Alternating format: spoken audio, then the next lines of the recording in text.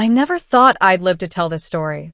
But as I sit here today in my wheelchair, inside the community hall of the Lakeview Accessibility Foundation, the nonprofit I built in my husband's memory, I finally understand why I had to survive everything. The room around me is buzzing with quiet conversations.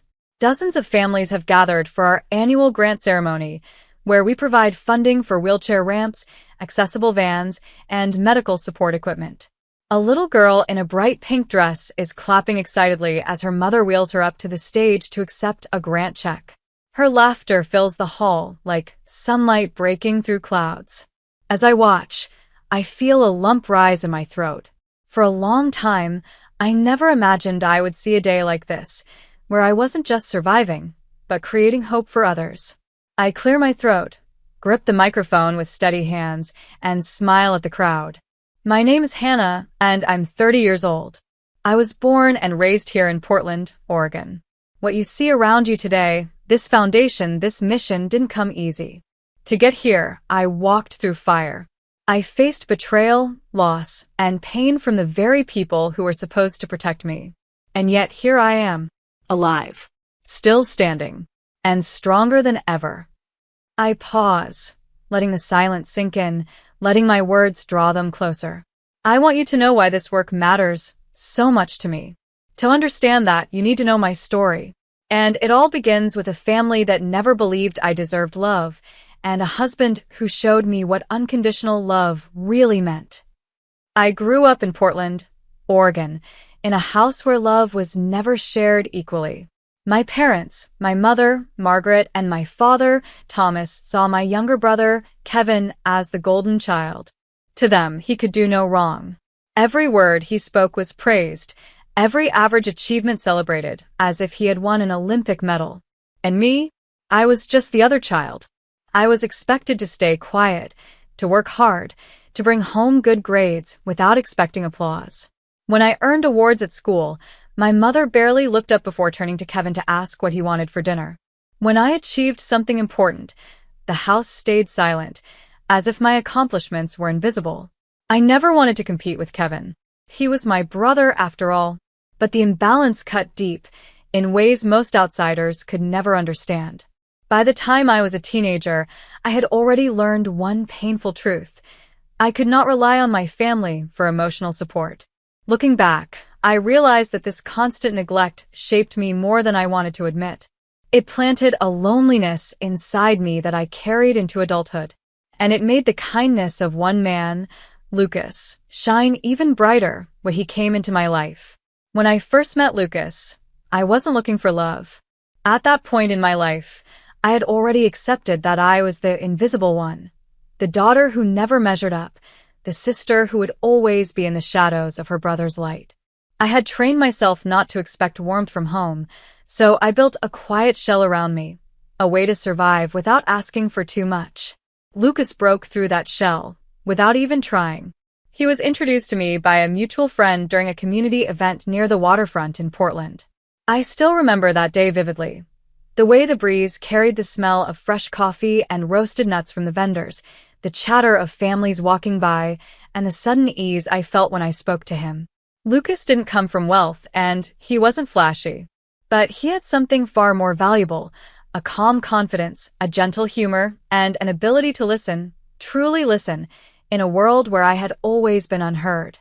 I remember telling him about my job, my interests, even some small frustrations, and unlike anyone else, he didn't dismiss my words. He asked questions. He leaned in. His eyes carried a quiet conviction that said, "You matter." That simple feeling that I mattered was intoxicating. Over the months, we became friends first. We'd meet at a local cafe downtown, sipping coffee while laughing about the little quirks of life. He noticed things others never did, like how I always tucked my hair behind my left ear when I was nervous, or how my voice softened when I spoke about books. Those details mattered to him, and that made me feel seen in a way I hadn't felt since I was a child. By the time our friendship blossomed into love, I knew deep inside that this was different. This was real. When I told my family about Lucas, their silence was sharper than any argument. My mother, Margaret, wrinkled her nose and said, "He'll never give you the life you deserve."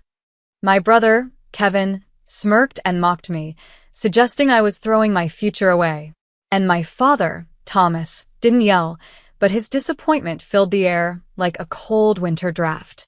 On the day of our wedding, not a single member of my family showed up. The empty seats in the church were a cruel reminder of the truth I had known all along. In their eyes, I was not worth celebrating. But I wasn't alone. Lucas stood tall at the altar, his hand steady, his gaze unwavering. A few close friends surrounded us, their smiles and warmth filling the hollow spaces left by my family's absence. The vows we exchanged weren't just promises of love. They were vows of survival, of creating a home where kindness and respect would replace neglect and indifference. After the ceremony, we moved into the house Lucas had inherited from his parents, a modest place near the lake. The walls echoed with quiet at first, but together we filled them with laughter, late-night cooking, shared books, and quiet routines that became sacred. Lucas was careful with money. He often said that real wealth wasn't about numbers, it was about peace of mind. Still, through discipline and patience, he grew what his parents had left into something stable. Between high-yield savings accounts, ETFs, and small brokerage investments, we had around $450,000. That money gave us security, but it never changed who we were. What mattered most to me was that for the first time in my life, I was no longer invisible. I was loved, fully and unconditionally. And for the first time, I believed I had found my forever. Life with Lucas was far from extravagant, but it was ours, and that was enough. We built a sanctuary in that little house near the lake. Morning coffees on the porch, lazy Sundays with books piled on the couch, evening walks where we held hands even when we didn't need to.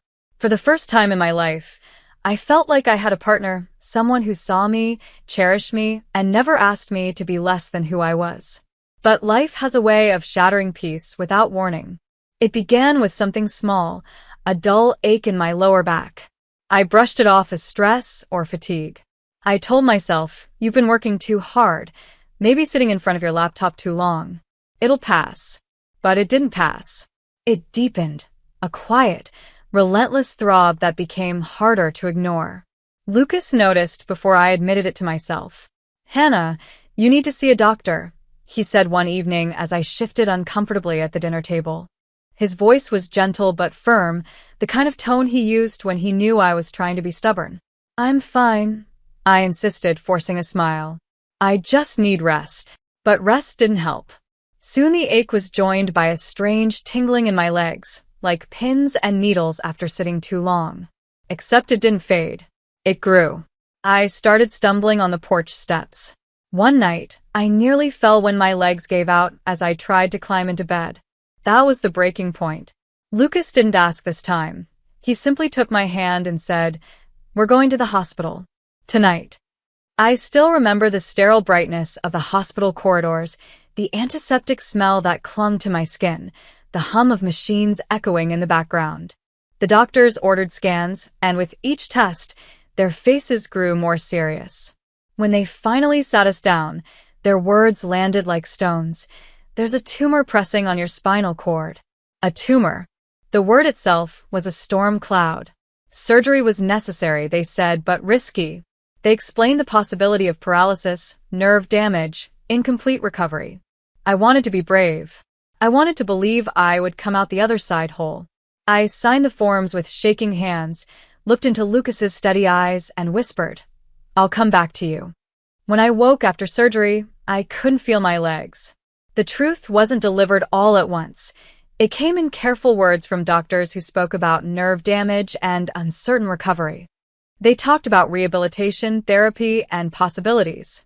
But deep down, I knew my life had shifted permanently. Lucas never let me fall apart. He was there through every therapy session, cheering me on even when I barely moved an inch. He learned how to help me transfer from bed to chair. He widened doorways, installed ramps, and restructured our home so I could move freely. I hated feeling dependent. The first time I rolled into the grocery store in my new electric wheelchair, the stares burned into me. Some people looked away quickly, embarrassed to be caught watching. Others stared openly, their eyes heavy with pity. I forced myself to smile, to act like I wasn't breaking inside. But Lucas never wavered. He took my hand, looked me straight in the eye, and said, "You are still the woman I married. Strong, beautiful, and no wheelchair will ever change that." And for a while, I almost believed him. We built new routines. He drove me to appointments, cooked dinner when I was too exhausted, left little surprises on the table, fresh flowers from the market, my favorite coffee waiting by the bedside. He never made me feel like a burden. He made me feel loved. It wasn't the life I had imagined, but it was still a life worth living. I only wish I had known how fragile those days really were. The rhythm of our lives after my surgery was fragile, but it was ours. Lucas carried both of us on his shoulders without ever making me feel the weight of it. He worked long hours and still came home with energy to spare. Energy for me, for us. Some nights he'd walk through the door with takeout, saying, "No cooking tonight. Let's eat and watch that old movie you love." Other nights he'd surprise me with a new book, placing it in my lap like a treasure. He never let my wheelchair define me. To him, I was Hannah, the woman he'd chosen, the woman he loved. And for a time, despite everything, I believed I could still have a good life. That's why the morning it happened felt so cruel in its ordinariness. It was a Saturday. The sunlight was warm against the floorboards, and I had parked my wheelchair by the window, a book resting in my lap. Lucas leaned down, kissed my forehead, and said, "I'll be back soon. Just need to pick up a few things." His voice was so steady, so alive, that I had no reason to believe it would be the last time I heard it. Hours slipped by as I read in the quiet house. The hum of life outside drifted through the open window. Children playing, a dog barking in the distance, a lawnmower buzzing faintly. It was the sound of an ordinary day. Until the phone rang. When I answered, the voice on the other end belonged to someone from the hospital. Cold words, careful and rehearsed, spilled into my ear. Lucas had collapsed in a store parking lot. Paramedics had tried to revive him. They had fought for him, but his heart wouldn't respond. I don't remember hanging up. I don't remember how I got to the hospital. What I do remember is the hallway, the sterile white walls, the hollow echo of footsteps, the smell of disinfectant that made my stomach turn. And then the doctor's face, calm but heavy with finality. "I'm sorry," he said. "We did everything we could." Lucas was gone. The days that followed blurred into one endless night. I signed paperwork with trembling hands, picked out a casket I could hardly bear to look at, and tried to make decisions when all I wanted to do was scream. I thought maybe, just maybe, grief would soften my family's hearts. I called them, told them Lucas had died, that I was alone, that I needed them. But no one came. Not my mother, Margaret. Not my brother, Kevin. Not even his fiancée, Megan. My father, Thomas, sent a single text, "I'm sorry for your loss." That was all.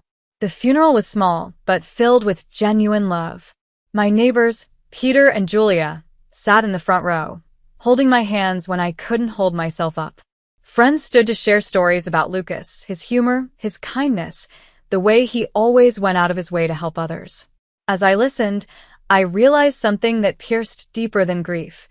Lucas had given me what no one else ever had: unconditional love. Losing him wasn't just losing a husband. It was losing the one person who had ever truly seen me, truly believed in me. When the service ended, I returned to an empty house. The silence pressed in from all sides, heavier than ever. For the first time in my life, I understood what it meant to be utterly, devastatingly alone. But as I sat in that silence, surrounded by the absence of the only man who had ever fought for me, I had no idea that my worst trials were still ahead. It had been just over a week since Lucas's funeral when the knock came at my door. I wasn't expecting anyone. For days, the only visitors had been Peter and Julia, my neighbors who checked in with warm soup, gentle words, and the kind of presence that asked for nothing in return. So when I heard the knock that Sunday afternoon, I assumed it was them again. But when I opened the door, my heart froze. Standing on my porch were the very people who had abandoned me when I needed them most. My mother Margaret, my brother Kevin, and his fiancée Megan. They were holding casserole dishes, their faces stretched into thin, artificial smiles. For a moment, I thought I was imagining things. These were the same people who hadn't shown up for my wedding, the same people who refused to stand by me at Lucas's funeral. And yet here they were, suddenly playing the role of a supportive family. "We thought you might need some company," my mother said casually, brushing past me as though she owned the place. Kevin followed, balancing a covered dish, while Megan trailed behind, her sharp eyes sweeping over the living room as if she were silently appraising the furniture, the pictures on the wall, even the rug under her feet. I wanted to tell them to leave. I wanted to scream that I wasn't fooled, but the words caught in my throat, smothered by shock. They filled the kitchen with the clatter of dishes and the hollow noise of forced conversation. Margaret rearranged items on the counter as if she were already settling into ownership of the house. Kevin leaned against the doorway with an air of casual entitlement. Megan, her lips curled into a faint smirk, scrolled on her phone, occasionally glancing at me with thinly veiled disdain. That evening, as I sat quietly in the living room, Kevin wandered in. He leaned against the doorframe and said in a tone so casual it made my blood run cold, "You know, Hannah, I'm getting married soon. Megan and I want it to be a proper wedding. But weddings aren't cheap." I stared at him. "What does that have to do with me?" "Well," he said, shrugging as though it were obvious, "you're sitting on quite a bit now. Lucas left you everything, didn't he? The house, the savings, the investments. You don't really need all of it." My throat tightened. "That money is my security," I said firmly. "It's all I have left." Margaret, who had been eavesdropping in the kitchen, chimed in with sharp impatience. "Don't be selfish, Hannah. Family comes first. Your brother deserves a strong start, and you'll always have us. You're not going anywhere." I almost laughed at the absurdity. For years, they had treated me like I didn't exist. Now, suddenly, they wanted me to believe I was part of their family? No, this wasn't love. This was hunger. Megan looked up from her phone, smirking. "You act like you're some kind of business genius, clinging to numbers in a bank account as if that makes you strong. You should be grateful anyone even wants to help you." Her words stung, but I refused to let them see me break.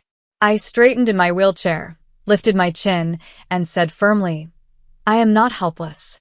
And I'm not giving you a dime." Margaret's smile grew brittle.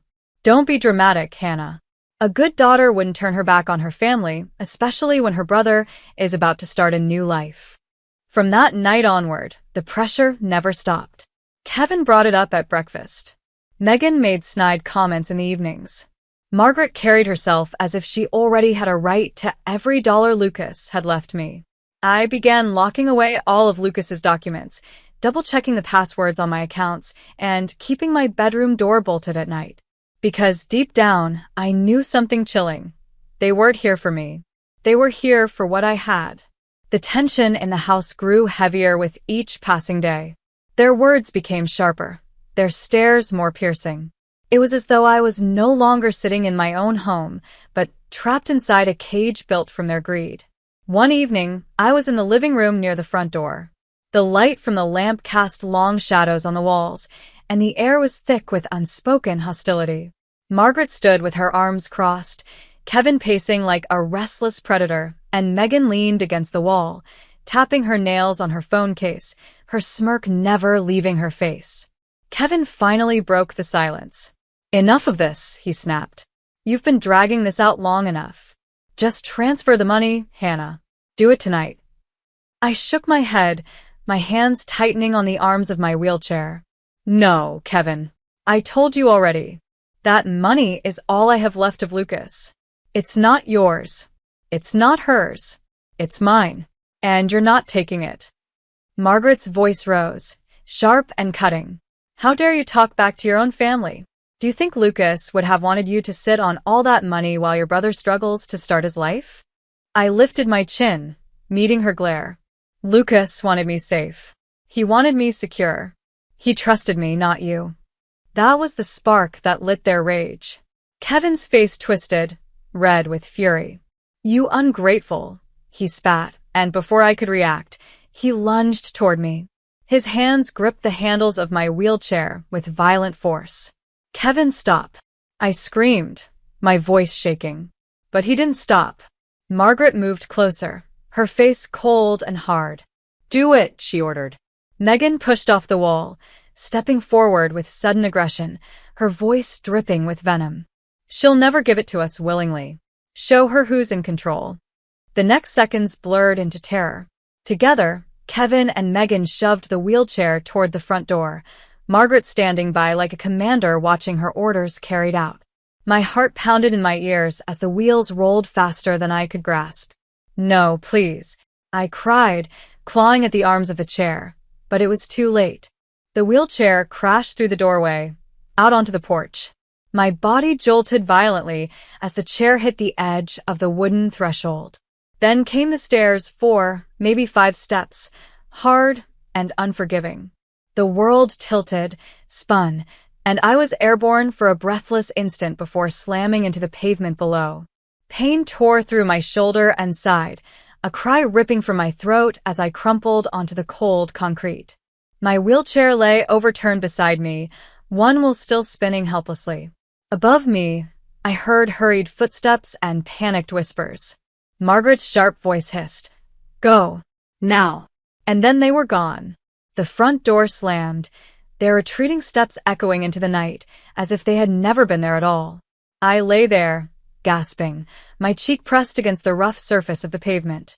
Pain radiated through my body, tears blurring my vision. For a terrifying moment, I thought this was how it would end, alone, broken, discarded by my own family. Then I heard it. "Hannah." I turned my head weakly toward the sound.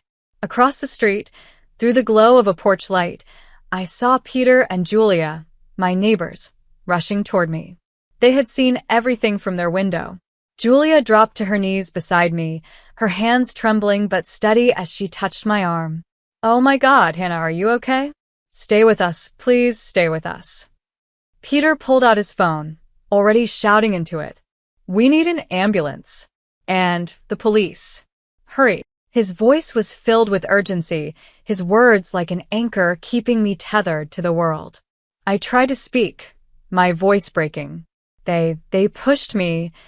"We saw," Julia said firmly, her eyes burning with anger and worry. "We saw everything. They won't get away with this." As I lay there, the sound of sirens began to rise in the distance. The pain was unbearable, but beneath it all was something stronger. Relief. Relief that I wasn't completely alone. Relief that someone had witnessed the cruelty I had endured, and that justice was already on its way. For the first time since Lucas's death, I felt the faintest flicker of hope. The sirens grew louder with each passing second, the high-pitched wail cutting through the quiet Portland evening. I lay on the pavement, my breath coming in shallow gasps, every inch of my body aching. My overturned wheelchair rested on its side, one wheel still spinning slowly, as if mocking the violence that had just occurred. Julia never let go of my hand. She knelt beside me, her face pale but determined, whispering, "You're okay. You're safe. Just breathe. Help is coming." Her voice trembled, but her grip was strong, stronger than I felt inside. Peter paced just a few feet away, his phone pressed tight against his ear as he shouted directions to the dispatcher. "Yes, she's injured." They shoved her down the stairs in her wheelchair. I saw it with my own eyes. "Send an ambulance now. And the police, too. This was an assault." His voice cracked with fury. He wasn't just reporting what happened. He was demanding justice. Moments later, red and blue lights flashed across the street, washing the houses in a harsh glow. The first police cruiser screeched to a halt, followed closely by an ambulance. Officers spilled out of the car, their radios crackling, while paramedics rushed toward me with a stretcher. "Ma'am, can you hear me?" one of the paramedics asked, his voice calm and professional.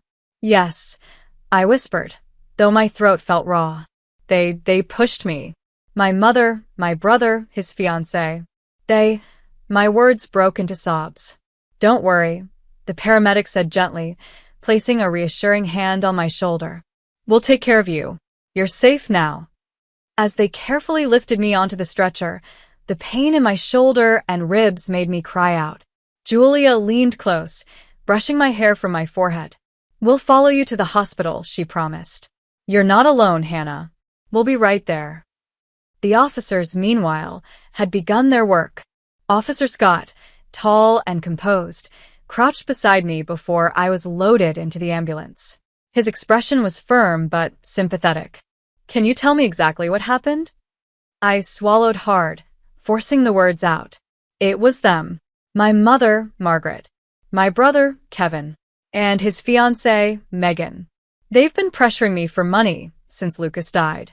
Tonight, when I refused, they pushed my wheelchair out the door, down the steps.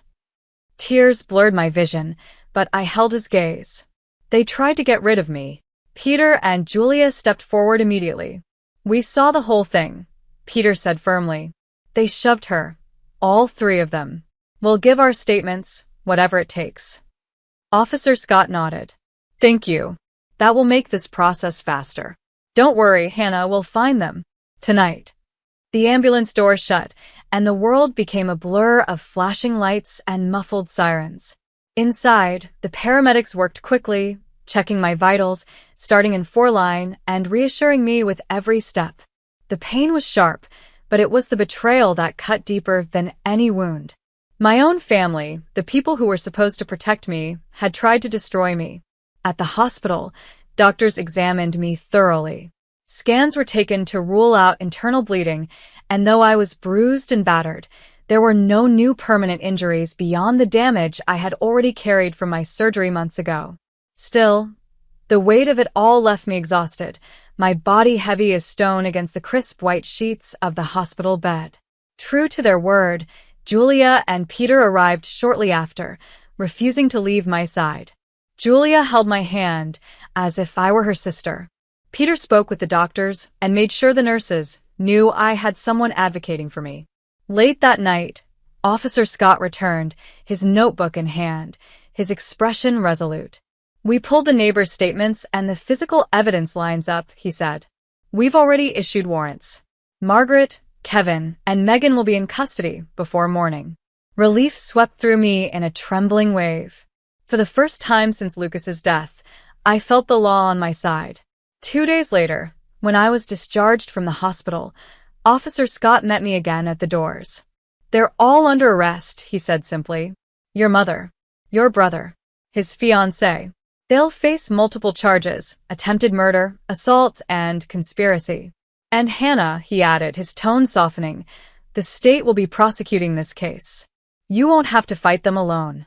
As I wheeled myself into the daylight, Julia and Peter flanking me on either side, I breathed in the cool Portland air. The pain was still there, the bruises still raw, but something inside me had shifted. I was no longer just a victim. I was a survivor with witnesses, with the truth on my side, and with justice finally closing in on those who had betrayed me. The weeks that followed felt like a blur of paperwork, phone calls, and meetings with victim advocates. For the first time in my life, I wasn't being asked to stay silent. The state of Oregon had picked up the case. It was no longer me versus them. It was the law versus 3 people who had tried to kill me.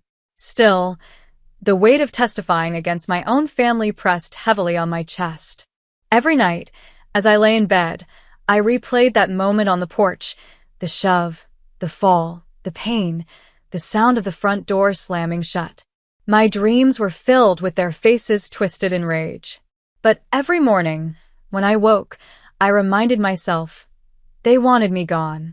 I'm still here, and now they'll answer for it. The courthouse in downtown Portland was imposing, its tall stone walls and echoing halls almost overwhelming as I wheeled inside on the morning of the trial. Peter and Julia walked beside me like a shield, their presence steady, their loyalty unshakable. Officer Scott nodded firmly as he passed, his calm assurance reminding me that I wasn't walking this road alone. Inside the courtroom, I saw them for the first time since that night. My mother, Margaret, my brother, Kevin, and his fiancée, Megan. They sat at the defense table, their clothes neatly pressed, their faces pale under the fluorescent lights. Kevin refused to look at me, his jaw clenched, his arrogance replaced by something tighter, more nervous. Megan whispered constantly to her lawyer, her hands fidgeting with the strap of her purse.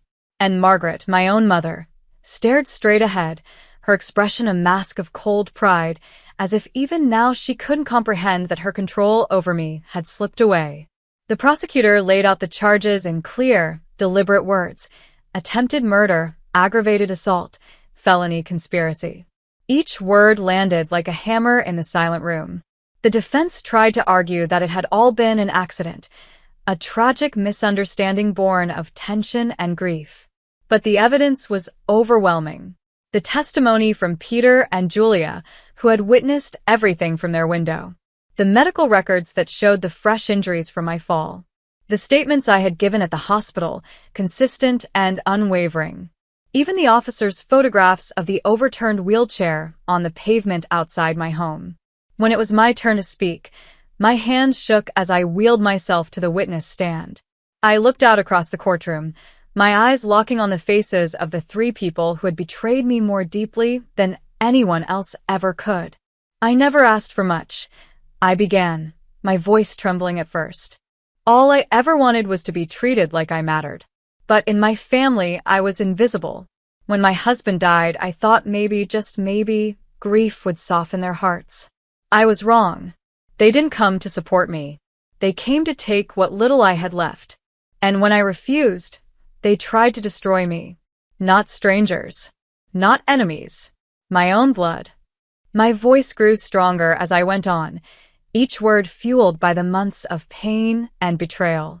I remember the sound of the wheelchair slamming into the pavement, the shock of my body hitting the ground. I remember looking up and seeing them run. And I remember thinking, this is how it ends. Alone. Broken. But it didn't end. Because my neighbors saw. Because the truth couldn't be hidden. And now, I'm asking this court to see it too. The courtroom was silent when I finished. Even the judge's stern expression seemed to soften for a moment as he regarded me.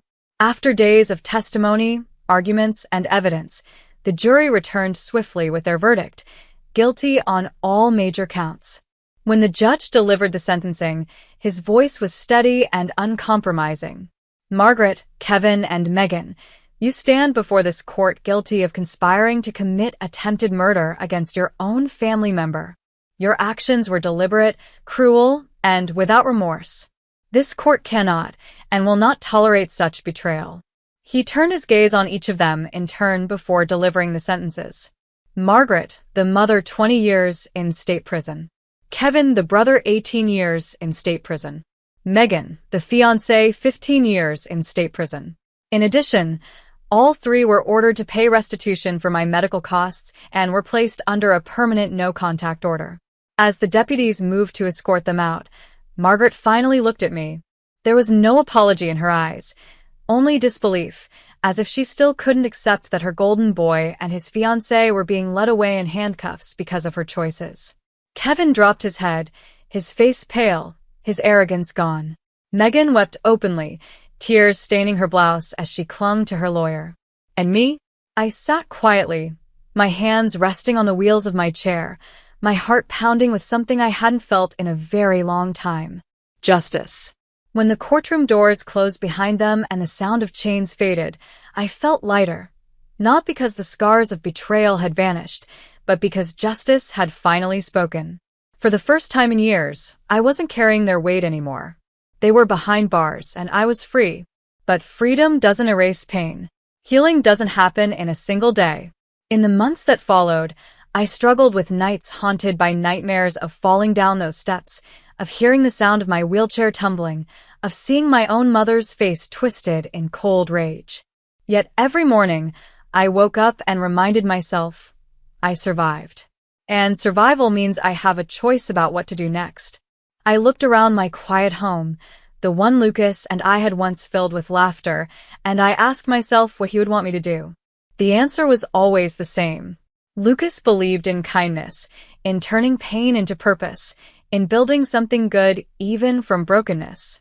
And so, with the $450,000 he had left me, I made a decision. I would build something in his honor. something that carried forward the love and compassion he had shown me every single day. It started small. A few meetings in the community center, conversations with neighbors, with disability advocates, with local families struggling to afford ramps, medical equipment, or accessible vans. I listened to their stories. The mother who carried her son up the stairs every night because they couldn't afford a ramp, the veteran who sold his belongings to buy a used wheelchair, the teenager who dropped out of school because transportation was impossible. Every story broke my heart, but also fueled my resolve. Months later, the Lakeview Accessibility Foundation was born. The name was chosen for the lake where Lucas and I had spent so many peaceful evenings, where I remembered what it felt like to be loved without condition. The first grant we gave was modest, just enough to help a family install a ramp so their child could enter his home without being carried. When they sent me a photo of him smiling on his new ramp, hands gripping the wheels of his chair with pride, I cried for hours. That small change had given him dignity, independence, and hope. And it was only the beginning. Word spread quickly. Donations began to flow in. Volunteers stepped forward. The small community effort grew into a thriving nonprofit. Soon, we were hosting annual events, ceremonies where families came together to celebrate hope, to share stories of resilience, to remind each other that they weren't alone. Which brings me back to today. As I sit here in my wheelchair at our annual ceremony, watching families smile and children laugh, I feel Lucas's presence as if he never left. I hear his voice in the joy of those around me, see his kindness reflected in the work we do, and carry his strength in my heart. I take the microphone, look out at the crowd, and let the words come from the deepest part of me. I was betrayed by the very people who should have protected me. I was abandoned when I needed love the most. And I was pushed to the ground, literally, by those who called themselves my family. But I survived. And survival isn't the end. It's the beginning. Today, with this foundation, I choose to honor the man who showed me what love really means. I choose to stand for every person who has been told they don't matter. And I promise you, no matter what you've been through, no matter who has hurt you, you are not invisible. You are not alone. You are worth fighting for. The room erupts in applause, but for me, the real victory isn't in the noise. It's in the quiet smiles of the families who now know they have a place to turn. It's in the memory of Lucas, alive in every act of kindness this foundation creates. And it's in the truth I now carry with certainty. Blood may betray you. Love may be taken too soon. But strength, hope, and justice, they endure. And with them, so do I. Thank you for watching this story until the end. If you found it powerful and meaningful, make sure to like the video, share your thoughts in the comments, and subscribe to the channel for more stories like this. Your support helps us keep creating emotional and inspiring content that connects with real struggles and powerful endings. Stay tuned for the next story, and remember, every view, like, and comment truly makes a difference.